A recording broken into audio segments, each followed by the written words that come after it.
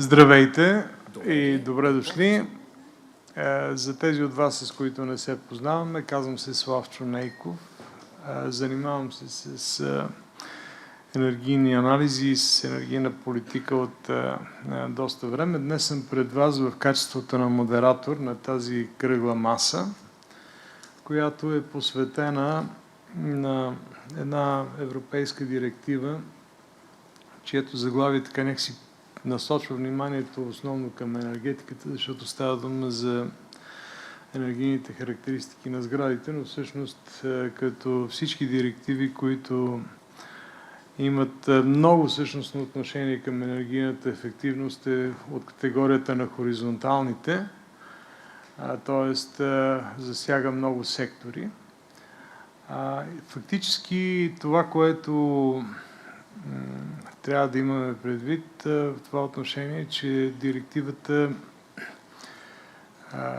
залага твърде много задачи за твърде много играчи, ако мога така да се изразя.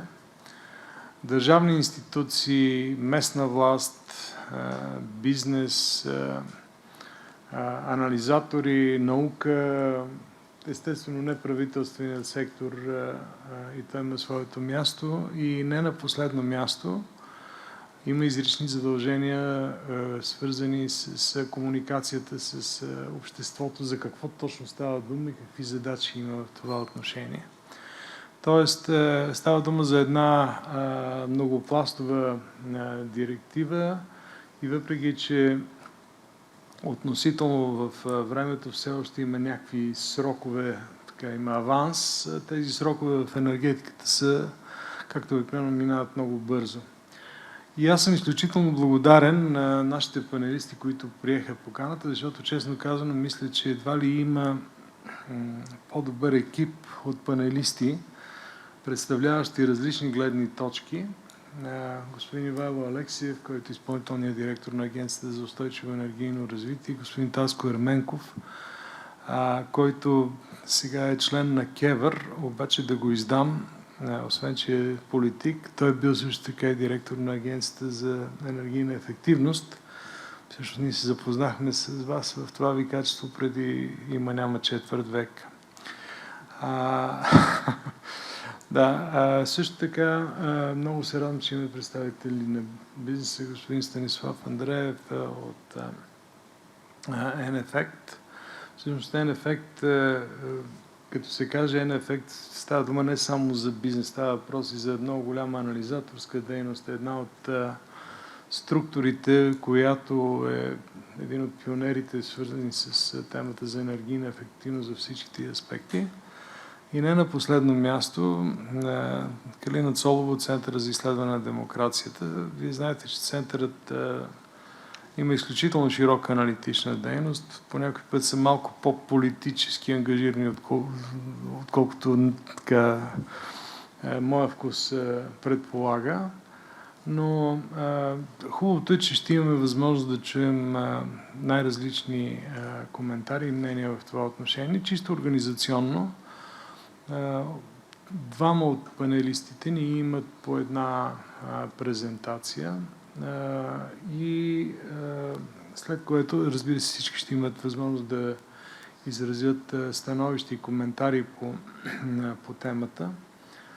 След което ще имате възможност и вие да участвате в дискусията, като зададете своите въпроси или направите свои коментари. От моя страна, като модератор, както обикновено правя, когато модерирам подобен тип събития, аз изготвям едни заключения на модератора, в които не цитирам имена, не цитирам институции, а само давам своята визия като обобщение за това какво се е чуло в рамките на дискусията. И тези заключения на модератора стават публично достояние чрез интернет, а освен това ги изпращам на държавните институции за сведения с оглед на тяхната работа. Сега, след всичко това и след като ви помоля да погледнете дали телефоните ви са в режим, който да не смущава работата ни, ще дам думата първо на господин Ивайло Алексиев. Темата за тази директива и въобще темата за енергийната ефективност естествено не е нова за вас. Аз съм изключително благодарен за това, че вие имате една презентация, която е доста така обширна и детайлна, но изключително разбираема и която сте поставила в интернет, която сега ще ни представите. Заповядайте. Благодаря ви за милото представяне. И аз, за да усложня още повече задачата, искам да отбележа, че директивата за енергийните характеристики на I would like to mention that the directive on the energy characteristics of buildings is part of a package of legislative acts on energy efficiency. And both directives are relevant to the renewable energy directive, so the overall picture is much more comprehensive and much more complex. This directive poses a number of challenges for the government and also for businesses. It articulates and stipulates obligations for many different stakeholders. The presentation contains links that will enable you to find more detailed information, but because this is a very voluminous document, I will only be highlighting some of the major points that I believe are important for the government and for businesses. One of the major requirements is that we have a long-term strategy for the renovation of buildings, and this strategy should evolve into a national plan for the renovation of residential buildings, which is a much more ambitious document. It will be much more detailed. It will require a great deal of analysis and specific steps and also sources of funding for the implementation of these steps. There is a model plan, so that even if we forget something, we will have to go back and fill out the relevant sections. The various parts of the document are explained in greater detail in the presentation and will include forecasts for the minimum energy efficiency characteristics of buildings and the trajectory for the renovation of residential buildings. The building certification system will not be revolutionized. It will remain in force with some small additions for certain types of details to be included in the certificates. In terms of the minimum energy characteristics of buildings, a lot of analytical work will be required to be performed at regular intervals, at more specifically at 4-year intervals. And if the analysis, of course, warrants such a step, introducing more stringent requirements for developers in the future. This has implications for optimal costs, so that over the energy efficiency life cycle, they will be able to generate a benefit for the user of the building. There are different time periods for deadlines for implementation. And also depending on whether we talk about residential or non-residential buildings. For new buildings, there is a separate set of requirements, some of which will also be introduced for renovated existing buildings.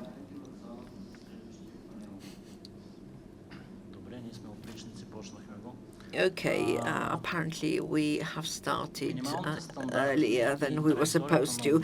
In terms of the minimum standards and the renovation trajectory, these will not have direct implications for businesses. These rather form a plan which shows how the government will support and promote buildings so that by 2050 residential buildings have zero emissions, and this is where challenges occur. Well, photovoltaic systems for buildings are a highlight. Member states should ensure that when the directive says member states ensure, it means that we have an obligation. If the directive says member states may, it means that we don't have a strict obligation. So all new buildings should have optimal potential for the generation of solar power, and there are many different deadlines. The first one starts to run on the 31st of December 2026 for residential buildings larger than 250 square meters. Zero emission buildings are another essential element. These buildings should not generate any emissions from fossil fuel, and the energy supply should be consistent with the maximum cap for the member state, very low in other words. Back in the past, we had discussions regarding near zero emission buildings, which we had difficulty introducing as a concept in the Energy Efficiency Act, and then in certain implementing regulations to the structure of the Territory Act.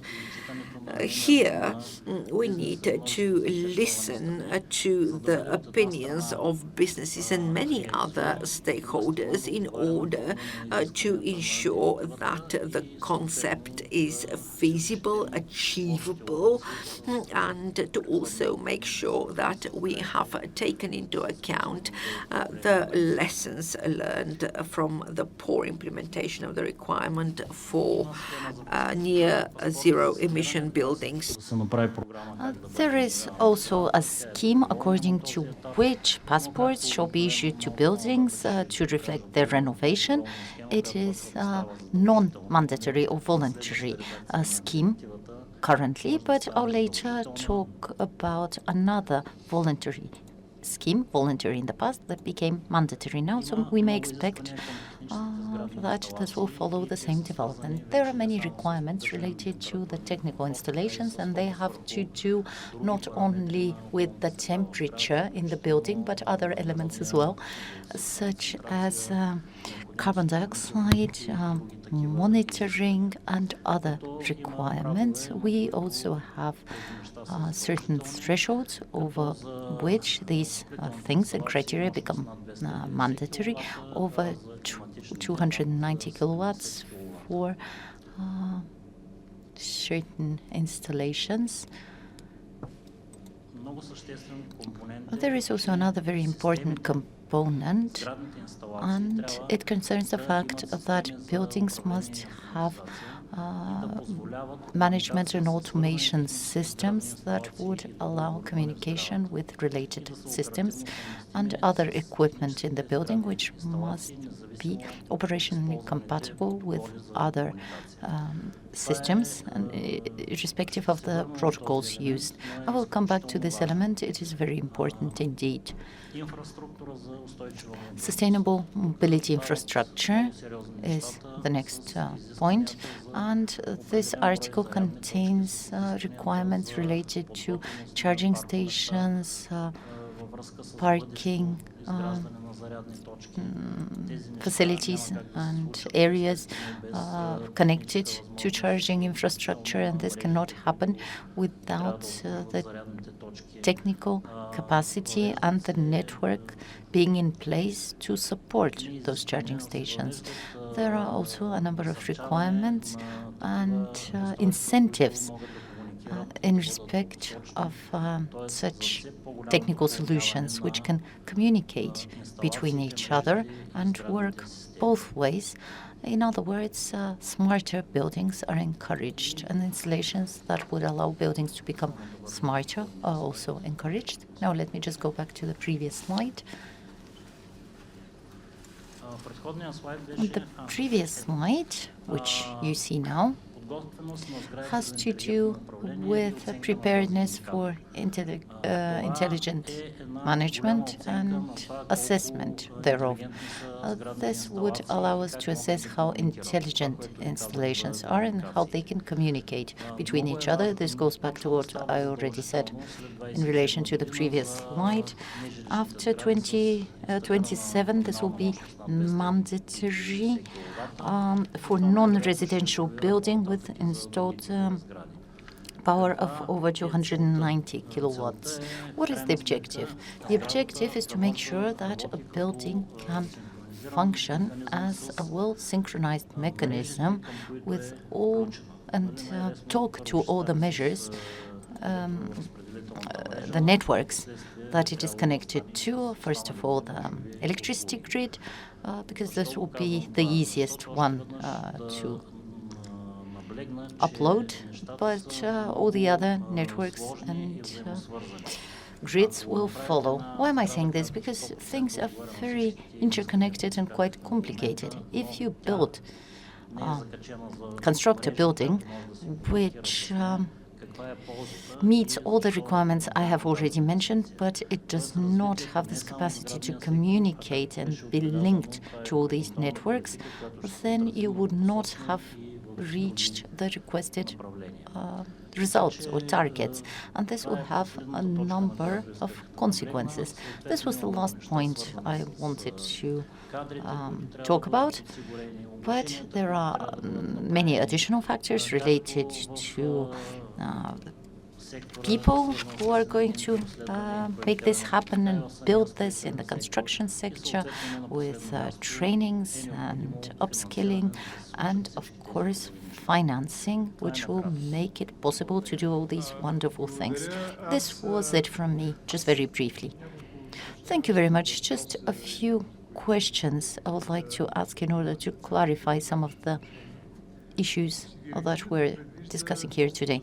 According to the directive, there are going to be many opportunities for member states to delay the deadlines for certain actions and measures. I have a few of those here in front of me, but for example, your slide on Article 14 on the mobility. This is one of the options.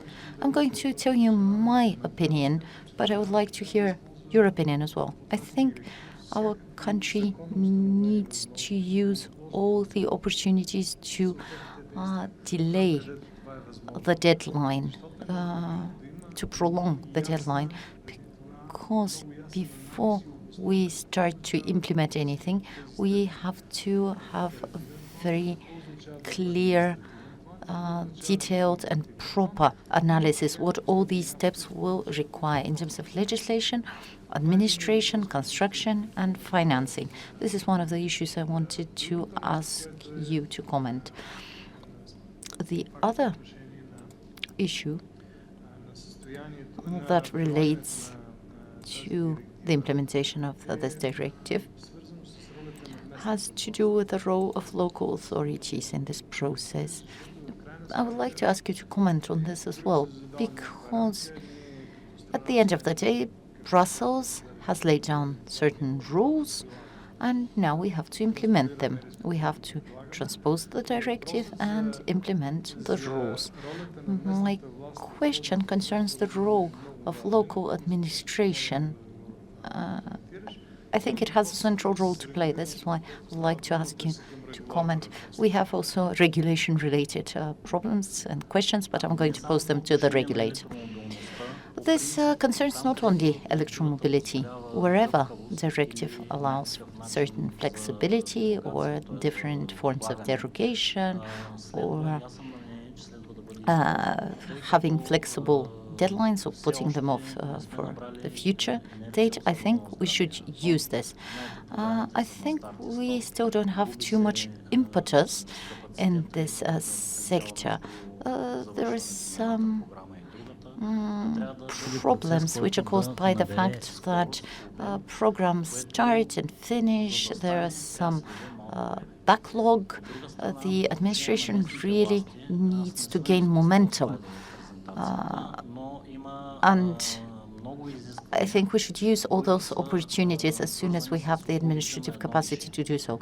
Now, as regards to the administration, I have included them in my presentation.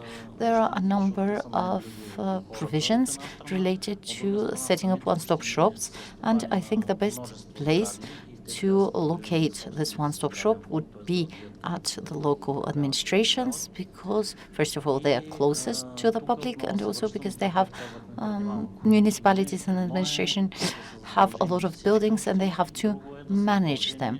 Of course, it's one thing to require this of all municipalities and only of those who have the necessary administrative capacity, such as Sofia, Burgas municipality. We cannot compare them to a small one. I'm not going to name names because I don't want to offend anyone, obviously, but capacity in different municipalities and expertise in different municipalities are very, very different, in spite of the fact that it is indeed the municipalities who have to bear the brunt of this process. Does Bulgaria have the opportunity to borrow best practices from other member states?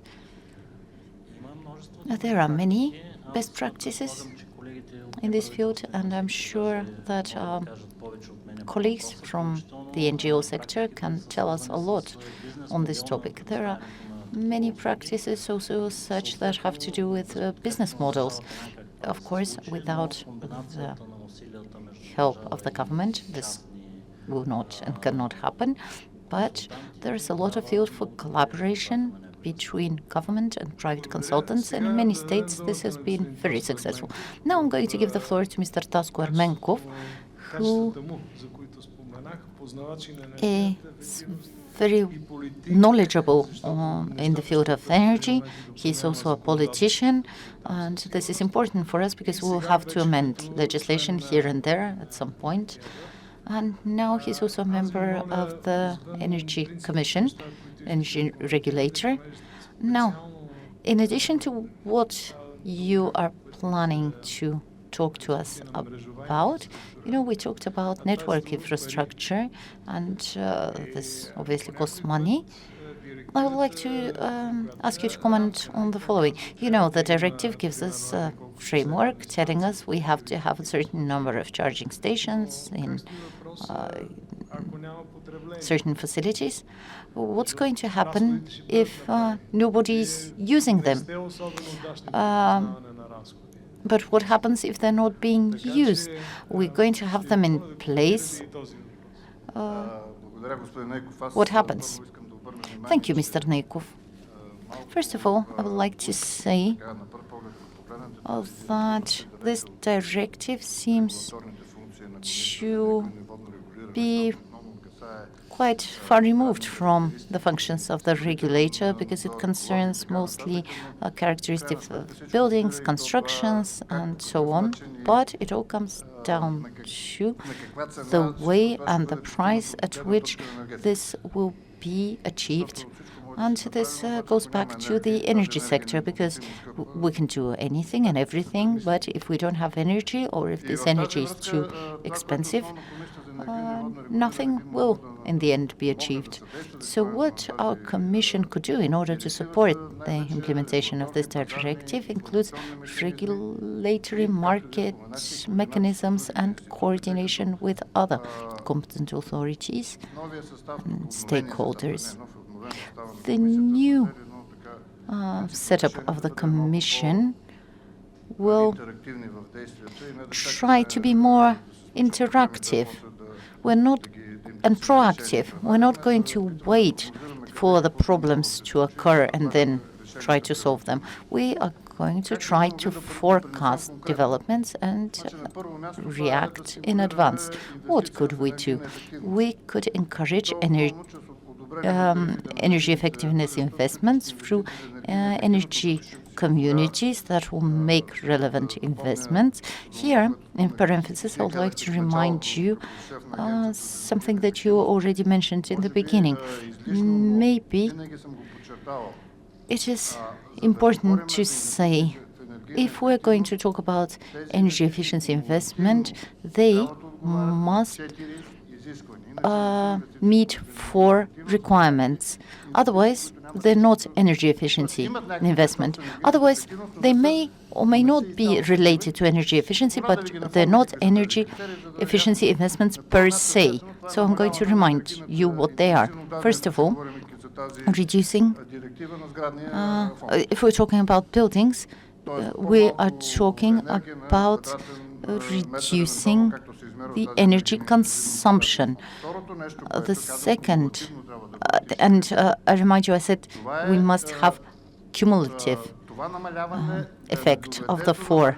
This reduction should not reduce the energy well-being or comfort of the people who live in this building, the inhabitants.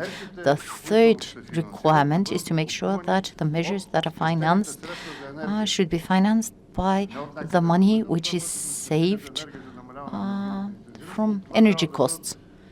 This is how these measures should be funded. And the last but not least, in order to make this happen and to allow the regulator to do its job, the deadlines for funding the measure should not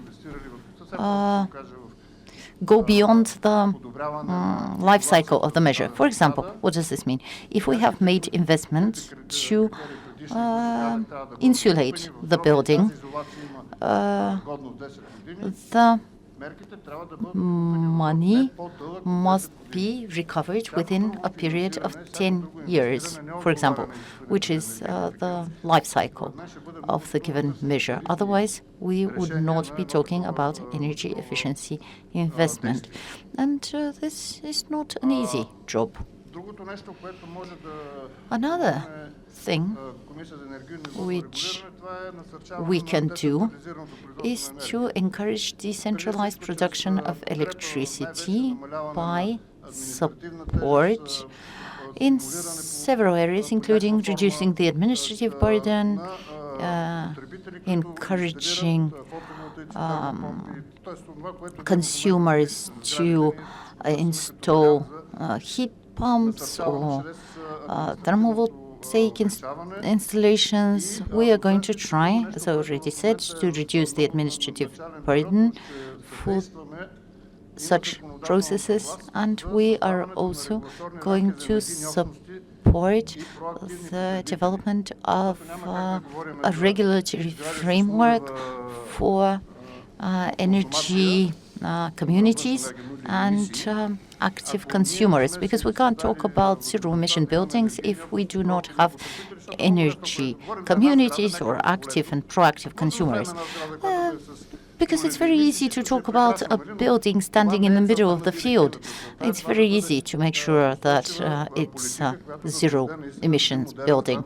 But most buildings are not set in the middle of the field. We need to take care of the whole system and infrastructure of our towns and cities.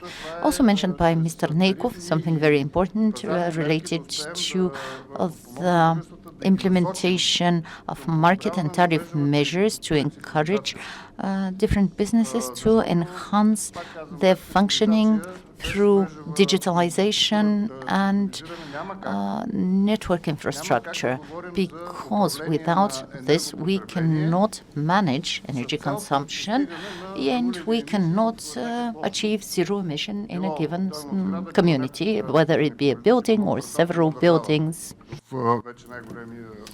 Regarding of the size of the community in question, and I would also like to mention that grid digitalization, in addition to being essential for the achievement of the objectives of the directive, is also a condition precedent for market liberalization, because this is the only way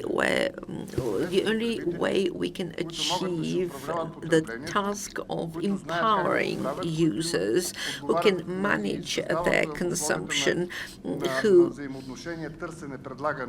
can balance supply and demand, And ultimately, the curve, the consumption curve, which largely covers buildings, follows the prices of electricity 1-to-1. So where electricity prices peak out, consumption also peaks out. If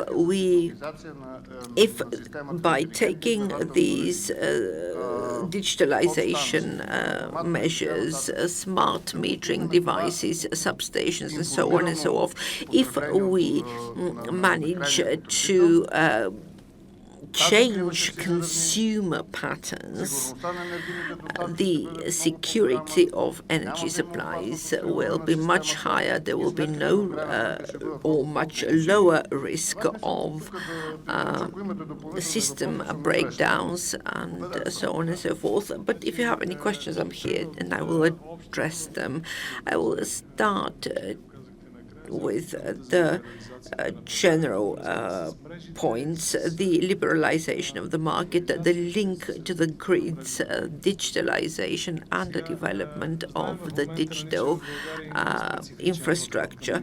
Bulgaria has taken a very specific approach to market liberalization, to put it like this, and we even adopted a special law to this effect.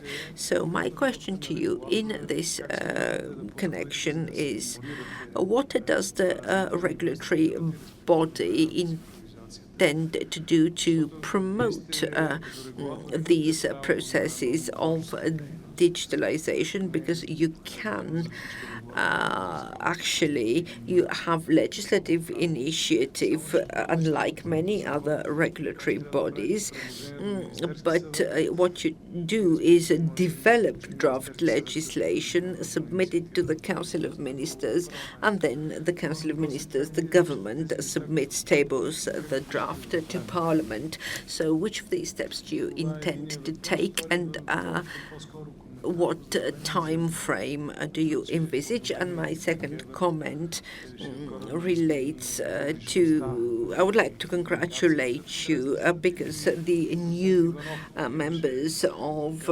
the public regulator has decided to improve transparency in a dramatic way. Yeah. Thank you, Mr. Neikov. First of all, actually, your two questions are related, but allow me to highlight several issues that I hope in a dialogue with the government and the parliament we can find solutions to, and then I will go back to the relationship. We need to seek tariff incentives for the so-called system digitalization. For example, additional profitability. For example, we can also differentiate the rate of return by introducing a coefficient. If a company has invested in something that we don't see much use for, we can give them a very low rate of return, 0.3. And if something works in the interest of consumers, we can give a much higher coefficient, for example, 2. So differentiation. The same with the depreciation and amortization. They can be accelerated for items relating to the digitalization of the system. Also, tariff setting that takes into account the results achieved. And if the results are positive, obviously we will be applying one tariff as opposed to other cases. And in terms of relations, of course, everything that we've mentioned so far е да се опитаме, значи нашата интерактивност, за която говорих, не е да бъдем по-публични. Shows that we not only try to improve publicity, but also to the fact that when we as a regulatory body detect a problem, we can sound the alarm and then take action to either adopt amendments to a regulation, propose changes to a law. We even have a precedent for energy communities and the price of connecting energy communities to the grid. So in other words, being more proactive so that when we identify issues where the administrative burden is too high, act within the remit of our competence to lower that administrative burden by proposing a set of appropriate, suitable solutions. And now that we've heard from government institutions, let us turn our eyes on to those who are working in the field. Mr. Bov. Hello to everybody, and thank you for the invitation. Talking about challenges, I would like to say that we always tried to see the challenges as opportunities. The directive is not all that new. We have smart preparedness indicators, we have tools that we can use, and they are also not brand new. The actual conversation and discussion should be about what we are trying to achieve, not throw dust in the eyes of the Commission by pretending that we've done everything that is expected of us, but actually do something to improve the quality of the buildings and the quality of the living environment. I do apologize. Technical glitches. I don't know where my presentation went, but in any case, on the first slide, I wanted to show you data from the first building renovation program, which was adopted back in 2016. What do we have? That in 2015-16 we will be having a 100% grant financing, and then until 2020 we will reduce the grant to 25%. 2 years, 10 years later, we continue to spend billions, and we have not even renovated 5% of renovation buildings. Also, the definition of energy poverty. We do have a definition. We have been talking about a social mechanism since 2017. We do have a full set of strategic documents in place, but they are sitting locked up in a cupboard somewhere and nobody's applying them, nobody's implementing them. But we have reported to the European Commission that we've done everything without actually taking any meaningful steps. In terms of the definition that my colleague Mr. Alexiev mentioned, as soon as the definition appeared, a discussion started in the professional community as to its feasibility, and 10 years after we started applying it, it continues to be a stillborn definition, because buildings, even when they haven't been renovated, can have a class C and B, can meet the requirements for C and B, because we don't have a set of adequate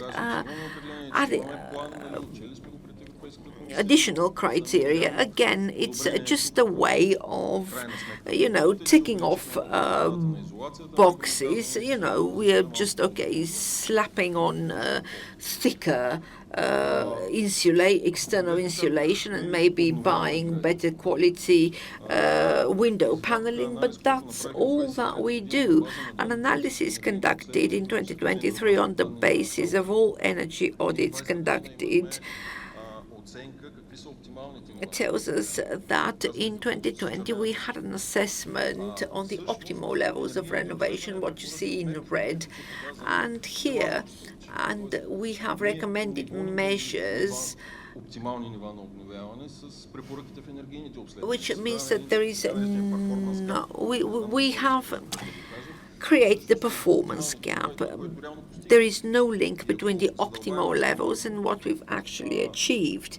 And if we dig a bit deeper on the basis of the same database, you can see the discrepancy between what we've recommended in terms of measures and what we've achieved. And what we have achieved falls short of the recommendations. In other words, there's no monitoring.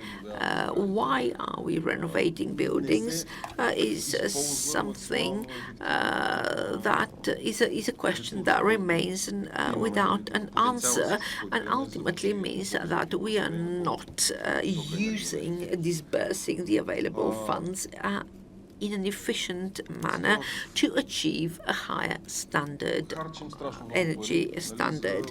In other words, we are spending huge amounts of money to renovate multi-apartment buildings, but more than a year ago, we carried out a research on how to improve the process in order to make it more accessible, to improve its visibility, to ensure that a much greater number of buildings get certified in order to apply under the program.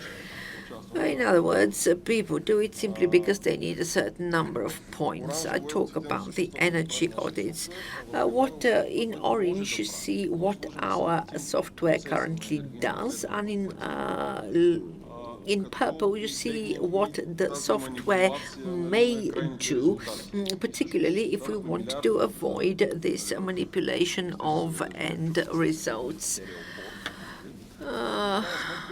Styrofoam, believe it or not, is a word I've even heard at the Council of Ministers. And instead of thinking of how we can further facilitate the process and how we can make the process less expensive, we keep thinking about and talking about things like styrofoam. Certification is an essential prerequisite and requirement, but it should be done for the right reasons.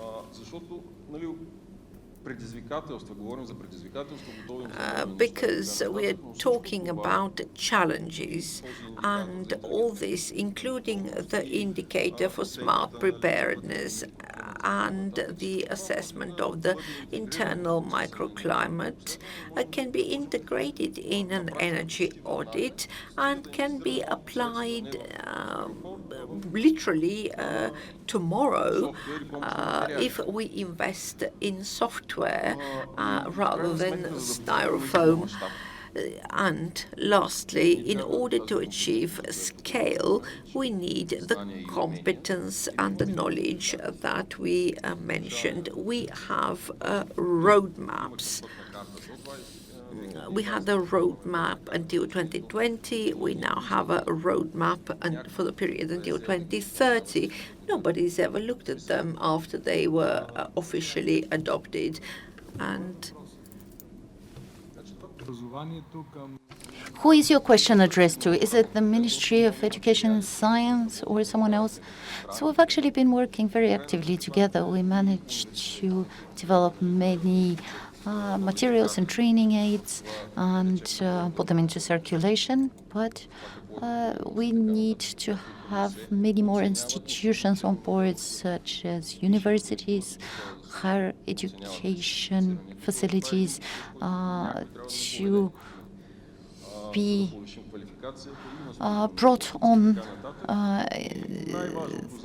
around the table with these discussions on topics related to energy efficiency. And this is because we want to enhance and improve communication, because we want to get business on board to finance renovation, because people are still talking about state-funded renovation. In Gabrovo, a number of buildings applied for the scheme where the state would finance 80% and building owners would finance the remaining 20%. Then some sort of rumor circulated saying that we're going to have free renovation again, and they pulled out, which means the following: people are willing to do this, people are willing to pay for this if we do not circulate rumors and saying that there's going to be a free initiative. We managed to install some equipment in a number of buildings to measure the results, and indeed we measured very good results. So if we communicate this to the public, such as the fact that yes, indeed, the people are going to feel better when they live there, their living conditions are going to dramatically improve, the price of their property is going to improve, we should be convincing them of all these benefits as opposed to promising them free renovation. This is the road forward, and this is how we can convince the people to get on board with this program. I just want to comment on the fact that obviously a lot of money is spent from EU funds and from the national budget. And I tried, based on publicly available information, to calculate how many citizens, actually Bulgarian nationals, were affected, and this was under 3% after all this funding. And I found, also based on publicly available information, that this renovation cost more than the price of the buildings. And this is absurd. If we go into the detail, this smells like something that should be addressed by the prosecutor's office. Really, I think the prosecutor's office should get more interested in this and investigate. As regards the training issue, yes, indeed, this is a very important topic. Mr. Alexiev has a specific slide on this topic, but the directive has a very specific rules of how this specific expertise should be developed. I see Mr. Georgiev here.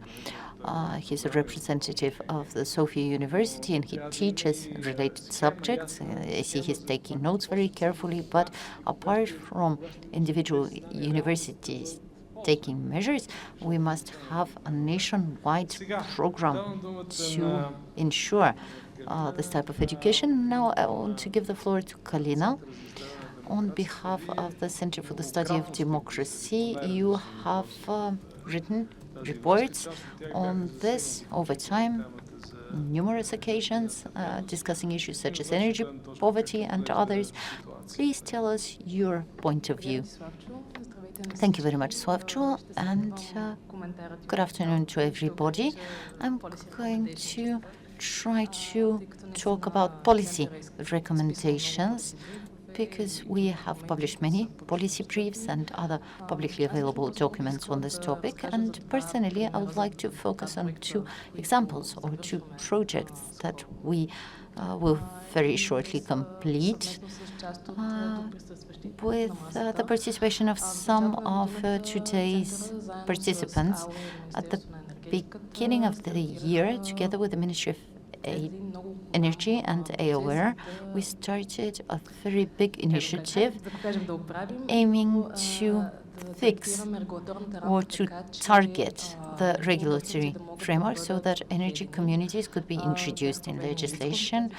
We organized a number of consultations with regulator also, and in the end we produced a handbook which step by step tell us what kind of steps we need to take and introduce amendments in the relevant legislation which concerns in one way or another the creation of energy communities. Yes, indeed, it was mentioned that energy communities are something new for Bulgaria, and for me it was very interesting to learn on this topic, and we were working on the report, and it was wonderful that in the meantime Gabrovo managed to create its second energy community, which is a very good example that when people want to make things happen locally or on a wider scale, possibly including all citizens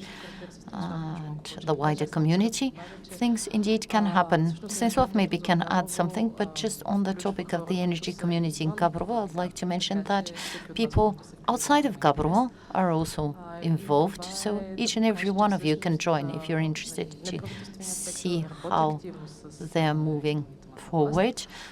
This is to illustrate that local authorities can be active and work with the local communities.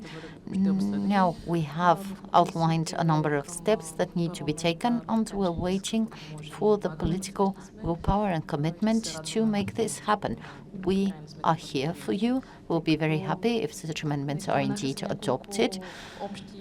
A few common topics pertaining to the directive were mentioned here today, showing that it is a very diverse document concerning different topics from buildings, even if this is not very clear in terms of what buildings, how many buildings, where, what their status is, etc. But it also concerns other issues such as energy poverty, characteristics, etc. Also, there is a study, recent study, according to which 46% of buildings in Bulgaria are uninhabited, and this is a huge rise in numbers compared to the previous census data. We are talking about buildings, but almost half of those buildings are empty. Nobody lives there. So when we're talking about targeted renovation, this should be based on data including geolocation, and this is the role of local authorities, local administrations, because they're at the first line on the field. They know what kind of buildings they have in their towns, cities. But what we don't have right now is digitalization, because very often, there are very few pilot projects like the one in Wozenets, where they tried to create a digital twin of the region that will show the number of buildings and their energy characteristics. This has been done around the world in many places, including some of our neighbors. And this is a very positive development, because we can only move forward and renovate when we know what we are faced with and what we are working with, what kind of buildings we have, how many, in what shape, etc. This is where this digital twin comes in. Our center is now working together with the municipality to update the Environment Action Plan. You know that the last 5 years were very turbulent, and the geopolitical situation in Europe changed greatly, as well as European legislation, which also was amended quite dramatically. And in this context, the municipality received an award for a climate-neutral municipality. This award was received in January. I'm saying this to illustrate that the role of local authorities is fundamental. I hope that some authorities, local authorities or administrations are represented here today so we can talk to them, because they ought to have some resources, being on the front line, and we are here to help you. Thank you very much. We invited the National Association of Municipalities and the mayors of 6 big cities, and only one of them replied, actually saying that he's not able to join us. But this is another topic for another discussion. Now, well, we have already heard the presentations from our panelists. You have the floor now for questions, comments. Mr. Georgiev, Associate Professor Georgiev, you have the floor. Thank you, Mr. Neikov, and thank you to all the panelists. We seem to be focusing yet again on only some of the topics, because the public buildings seem to be somewhat ignored. If you would allow me to ask a question in relation to this. The Ministry of Regional Development and Public Works has a new strategic network for the management of public buildings, but I don't see anything in there related to energy consumption. Everything seems to be very piecemeal. There's a register of property, of what it's used for, but no mention is made of energy efficiency or energy consumption. Does anyone know, EPOWER, for example, or anyone else know what the situation is, what the state of play is regarding these buildings? I don't think they have spent any money to upgrade them or renovate them. I am a representative of Sofia University, and I'm going to tell you the following. If we don't make huge efforts to renovate the building, we currently don't have grants available, so if we don't make huge efforts to improve things, nothing will happen. But these buildings belong to the government, and the government should be interested in improving things and making them better. We could copy best practices. For example, the UK best practice. They have facility and property management strategies and sustainable management strategy. They have 3 levels of management related specifically to this topic. And we could copy this best practice, or at least draw on it. So this is my question about the public buildings. If we're talking about public buildings, these are not just buildings that belong to the central government. Yes, Sofia University is a very important building that we all know and recognize, but in addition to this, there are many other categories. There are many municipal buildings which are in respectively good conditions because they have received better funding ever since 2007. These are schools, kindergartens, administrative buildings, and such, which belong to the administration, including also some hospitals. And there we have very good information available, because many of them, especially for the different sectors, are certified around as far as 80% when we talk about kindergartens, for example. But for the others, let's go back to what we said at the beginning of the presentation. We have to write plans, we have to draw plans, and in order to do this, we have to have information available. The first step is to collect and analyze this information in order to be able to plan something useful for the future. In order to improve the situation also in respect of buildings that are used by different universities. It's not just Sofia University, it's others as well. So yes, we have a lot of work ahead, a lot to do, but one of the things we need to do is look for different sources of funding, including private such. Remember how the building was built. The problem is that sometimes private funding goes through government. That is another problem. Thank you. Thank you very much, Associate Professor Georgiev, also for pointing us in a very good direction, namely looking for best practices and the experience of member states who have success in this area. Of course, we have to look very carefully at the issue of what we want to do, who we want to do it with, and how we're going to fund it. This goes back to the issue of education. As regards public buildings, the directive specifically says that we have to know how much the building is consuming and reduce it by 1.9 on an annual basis in terms of absolute value. This is a big challenge, and in spite of the fact that we have not yet transposed the directive, we have started the information collection from municipalities for the period 2021-2024.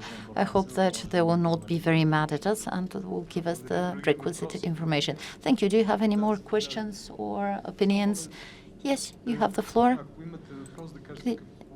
If you have a question, please tell us who it is addressed to. My name is Dobrudжилeva of Habitat Bulgaria. Thank you very much for those presentations and for organizing this forum. First of all, Mr. Neikov, I was not very happy with your comment that Brussels adopted a plan and we have to implement it. This is exactly what you said. I wrote it down.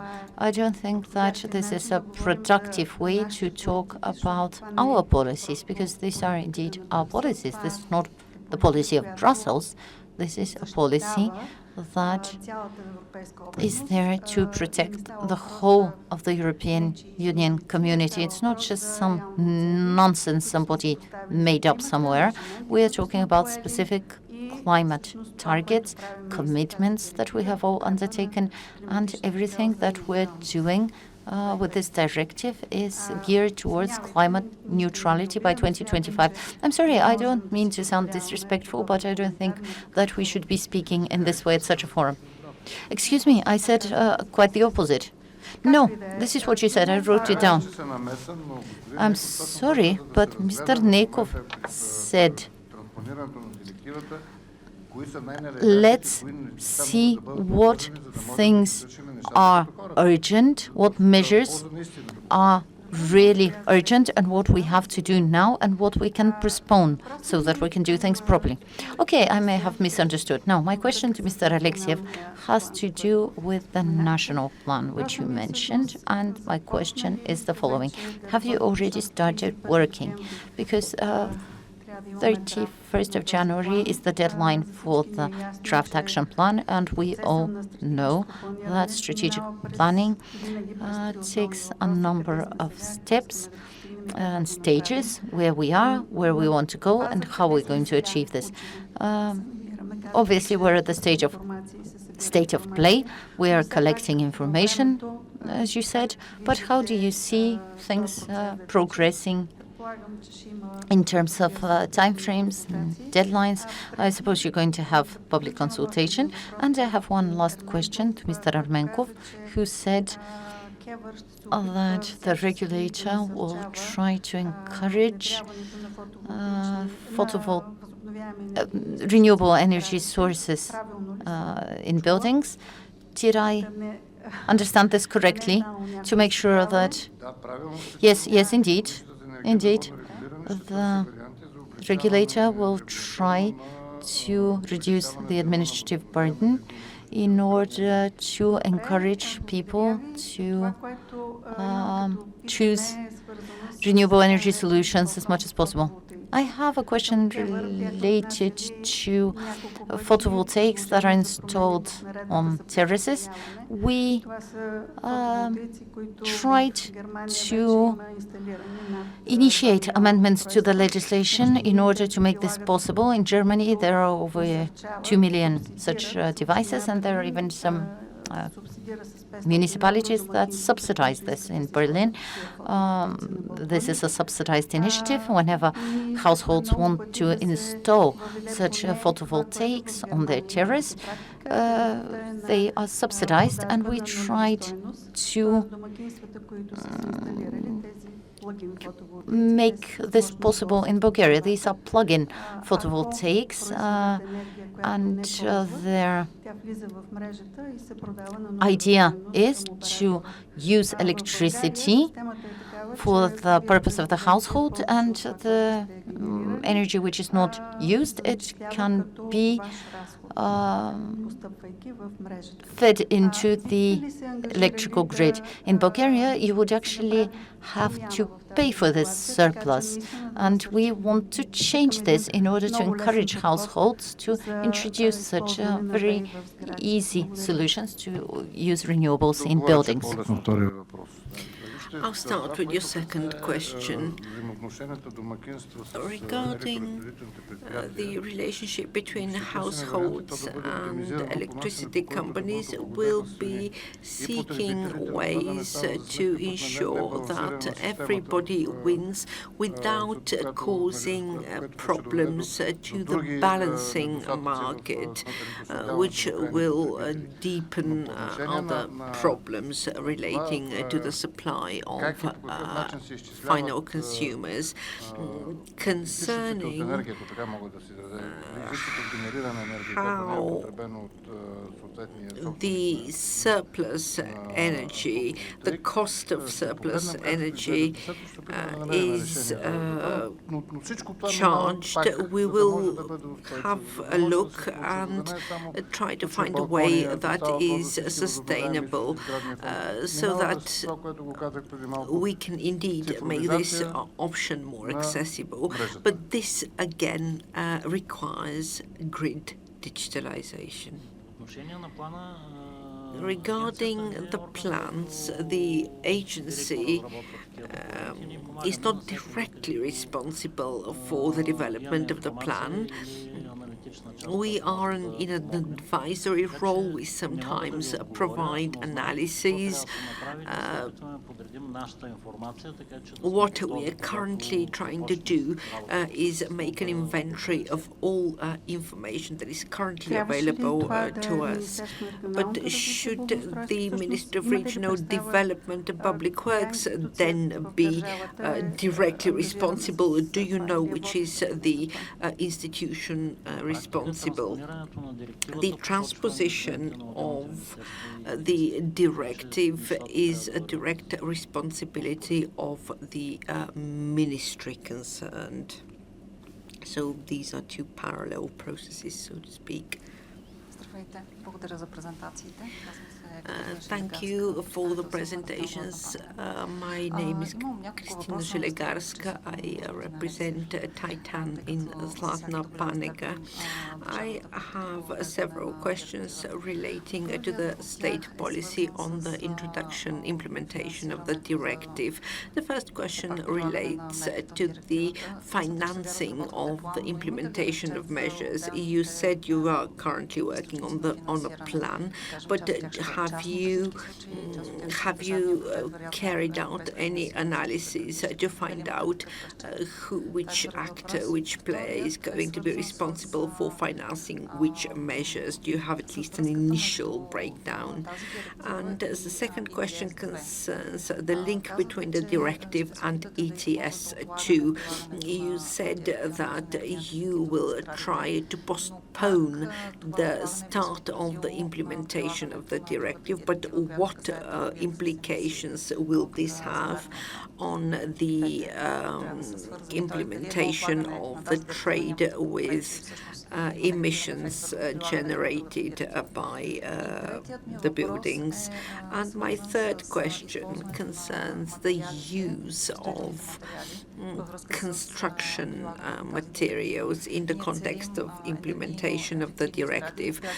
We are aiming at zero emission buildings. Is the government planning to introduce requirements relating to the construction materials used? Because this is something that you can allow me to only expand on your last question beyond construction materials, the ratio between quantity and quality. Because if we only have to look at number of residential units, number of buildings, and then we see, external cladding falling off the building, then obviously the result isn't going to be optimal.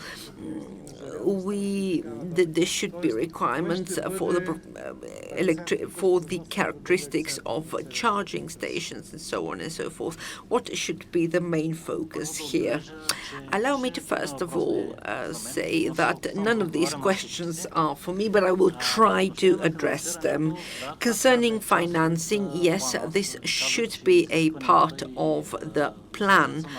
I said that the model has many different parts, including a part relating to the financing and goes into great detail, including in terms of sources of funding.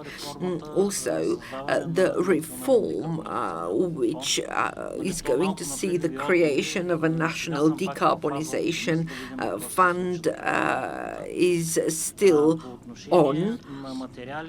Although it remains, what the outcome will be remains to be seen. In terms of the transposition of the directive, life cycle emissions is a concept that we need to introduce. This is a new concept. Many schemes are currently not mandatory, but this will probably change in the future. The ETS scheme and the buildings renovation are not related, because in order to overcome because we have a social climate plan which sets out measures for the vulnerable groups, overcoming the ETS2 groups. The ETS scheme, its aim is to introduce the polluter pays principle in this section. Allow me to be more specific. Actually, the link is that the owners of non-energy efficient buildings are required to pay more under the ETS2 buildings. Yes, but the ETS covers specific energy resources. The most strongly affected sector is car transport and micro and small enterprises, as well as vulnerable households. Any other questions? Apostle Dyankov, Coalition Climate for Bulgaria. I have a question for Mrs. Tsolova. We've been discussing about the implementation of European directives, and the civil sector is actively engaged. At the summit of NATO in The Hague, we will probably see a positive vote on 5% GDP share on defense, and also including increasing the resilience of the entire society. So do you think that not all money can be invested in, for example, upgrading roads and building new bridges, rather than, redirecting some of the funds to, for example, things such as the heat pumps, thermal pumps, and so on and so forth? Members of our team will take part in the summit in The Hague next week. I wish I could say that the answer is yes, but I am not a big optimist. I think that the money will be spent on critical infrastructure such as roads, bridges, and so on and so forth. It is a good thought, but I think it will remain wishful thinking. Allow me to also comment on ETS too. The main focus and the main issue will be in the transport sector, because we are still using a lot of fossil fuels and have the uptake of new forms, cleaner fuels, has been very slow, whereas the ETS2 scheme will only have implications for gasified households. We have a very high percentage of electrification of cooling and heating, which is already included in the present trade emissions scheme.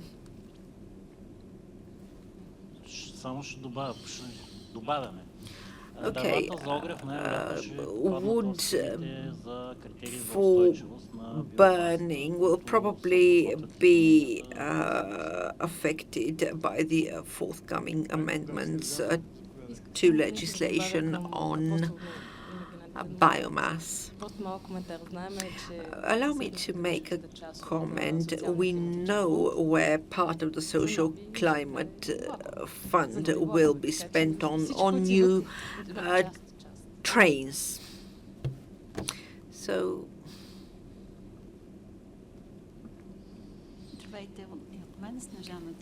hello, Snezhana Todorova, energy efficiency expert. I have a question for Mr. Ermenkov.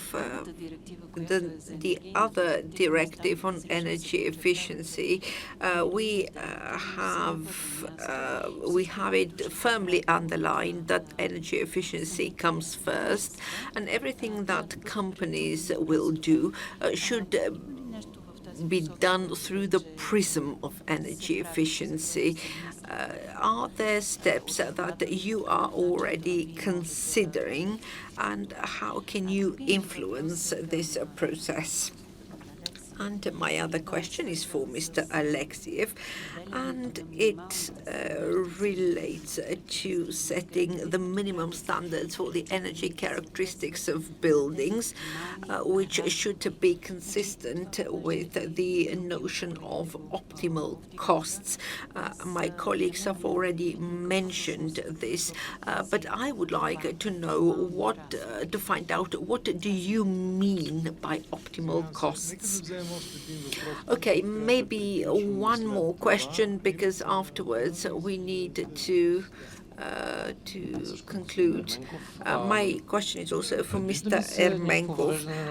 Are you planning to introduce regulatory sandboxes to pilot new forms of regulations or models for the business sector or in the energy sector, so that we can then scale them as appropriate? And the representatives of the European Commission also mentioned this on several occasions earlier today.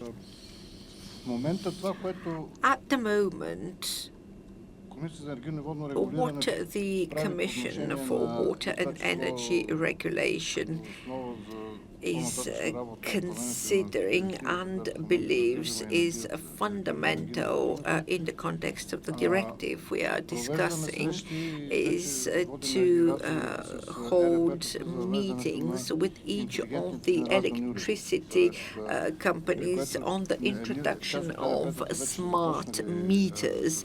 Some of the electricity suppliers are already working actively on this, but it's not the time to go into details. The idea behind this is to be able to make the first step towards empowering consumers and raising their awareness. But of course, the problem is much more complex than simply changing the meters, because we also need to look at the internet connections, we need to look at the points for data generation and so on and so forth. But we have at least taken the first steps. Then concerning what's working and what's not working, scaling and so on and so forth, the regulator is a full member of the European Regulators Agency, and we keep exchanging information about what initiatives are undertaken in which countries. This is a fairly new area of work for us. We will need a bit of time, but our idea is not to rediscover the bike again, but see what's going to work in this context. In this context, it's welcome to it's a pleasure to welcome the President of European Regulators. So welcome. Mr. Alexiev, you had a question. Maybe then we can summarize today's discussion from the point of view of the agency. Concerning optimal costs, there is a regulation, there is a methodology that needs to be applied, and this calculation gives information to lawmakers as to whether there is a need to change construction requirements or not. Concerning your question about the minimum characteristics of buildings, this applies to buildings, and this will be an element of the analysis relating to the development of the plan, and is not directly relevant to the work of energy auditors or energy consultants. And as a final point, I can say that despite 100% grants being available, the uptake has been slow, and a great potential still exists. However, we need to both accelerate work in this area and also work in a smart way, as well as ways to mobilize private funding, because it's an uphill task that the government alone cannot handle. I would also like to draw all your attention, representatives of government, NGOs, etc. Please try to put pressure on the relevant ministry and on the government to write up a strategy for strategic sustainable development, because if we don't have this strategy, everything we do will always be piecemeal, not connected and interrelated to other things we're doing in different sectors. I will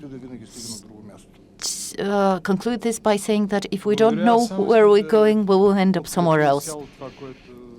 Thank you very much. I just want to join this comment. We don't have this strategic document. We haven't drawn up such a strategy for 5 years already. Now, according to the action plan of the government, a new strategy has to be developed, but let us not forget that it's a very complicated strategy. The minister has to draw up a draft, the government has to adopt it, and government must approve it, and parliament must adopt it. So it's not something that's going to happen overnight. It just goes to show that one of the ministers, namely the Minister of Energy, had prepared such a draft. It was put up for public discussion and then it went nowhere. But in spite of all this, let's look ahead with more optimism. I would like to thank all of you for being here, for this honest, open and frank discussion. As I already said, I'm going to produce an overview of our discussions. And I'm not going to quote any names or institutions, just my personal impressions of this discussion by way of conclusions. And one thing I'm going to mention is that we definitely and badly need such communication on specific topics, because we do have the expertise, but it needs to be systematized, pulled together.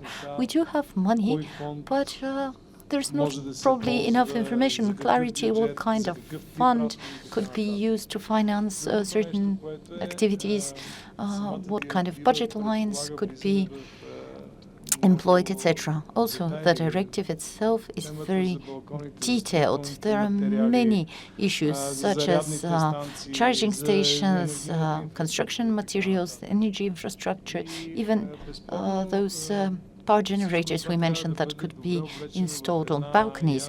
All this has to be part of a framework, a procedural